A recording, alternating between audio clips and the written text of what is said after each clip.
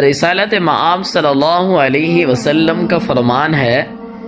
جب آدمی نے اپنے بھائی سے کوئی وعدہ کیا اور اس کی نیت اس وعدے کو پورا کرنے کی تھی لیکن وہ پورا نہ کر سکا اور وقت پر نہ آ سکا تو اس پر کوئی گناہ نہیں ہے۔ یعنی اس حدیث کا مطلب یہ ہے، آج ہم لوگوں کے ساتھ وعدہ کرتے ہیں، کسی بھی معاملے میں وعدہ کر لیتے ہیں، قرض کے معاملے میں، وقت کے معاملے میں، ہم کسی کے ملاقات کا وقت رکھ لیتے ہیں۔ تو ان